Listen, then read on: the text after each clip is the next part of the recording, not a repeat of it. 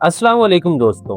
पाकिस्तान में ईद उल अज़हा एक मजहबी त्यौहार ही नहीं बल्कि एक मुकम्मल सीजन है। जैसे ही ईद उल हज्जा शुरू होता है, हर पाकिस्तानी के अंदर का एक नया टैलेंट जाग उठता है। कोई एनिमल एक्सपर्ट बन जाता है तो कोई इकोनॉमिस्ट, और कुछ लोग तो ऐसे बिहेव करते हैं जैसे पूरी जिंदगी डिस्कवरी चैनल पर गुजार आए हो। और फिर आती है पाकिस्तानियों की सबसे फेवरेट जगह, बकरा मंडी। ये वो जगह है जहाँ इंसान जानवर और जानवर इंसान नजर आता है। यानी एक बंदा बकरे के दांत चेक कर रहा होता है तो दूसरा उसकी टांगे और तीसरा उसका वेट ऐसे एस्टिमेट कर रहा होता है कि जैसे किलोग्राम का यूनिट भी इसी ने इजाद किया। ये वो जगह है जहाँ लोग कुर्बानी का जानवर कम और कंटेंट ज्यादा लेकर जाते हैं। फिर आता है पाकिस्तान का कौमी खेल, बार्गेनिंग।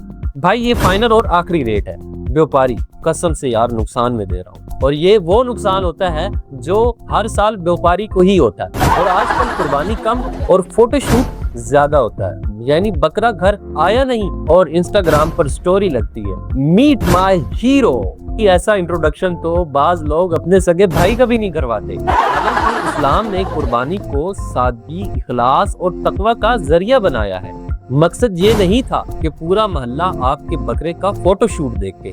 अल्लाह के नजदीक न गोश्त पहुंचता है और न खून, बल्कि नीयत पहुंचती है। फिर ईद की सुबह जो बंदा पूरा साल किचन में नहीं गया होता, वो भी हाथ में छुरी पकड़कर एक्सपर्ट कसाई बन जाता है। और हर घर में ऐसे अंकल जरूर होते हैं जो कहते हैं बेटा हटो, हमने बहुत कुर्बानियां की हुई है। और असल ड्रामा शुरू होता है गोश्त तकसीम करते वक्त। हड्डी और चर्बी वाला गोश्त वो गरीबों के लिए, और अगर गलती से ये हड्डी और चर्बी वाला गोश्त किसी रिश्तेदार के घर चला जाए तो अगले साल ईद पर बदला पूरा किया जाए। क्या अब इनको वही वाला गोश्त भेजना है जो उन्होंने भेजा था? हालांकि इस्लाम तो सिखाता है कि बराबर हिस्सा और दूसरों को बेहतरीन चीज दो।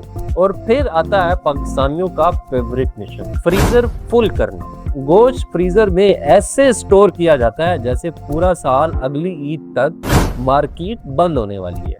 लेकिन दोस्तों, मजाक अपनी जगह। ईद उल अज़हा सिर्फ गोश्त, बकरे और तस्वीरों का नाम नहीं, ये हजरत इब्राहीम अलैहिस्सलाम की सुन्नत है।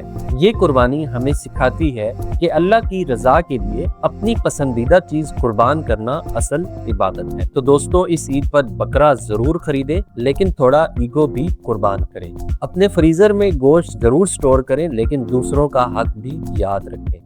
और प्लीज बकरे के साथ इतनी सेल्फीज मत ले कि बकरा खुद कंफ्यूज हो जाए कि मैं कुर्बानी का जानवर हूँ या कोई सेलिब्रिटी। तो दोस्तों, मुझे उम्मीद है कि मेरी आज की ये वीडियो आपको पसंद आई होगी। तो ईद पर अपना ख्याल रखिएगा और अपने प्यारों का भी ख्याल रखिएगा। अगली वीडियो तक के लिए इजाजत चाहूंगा। अल्लाह हाफ़िज़।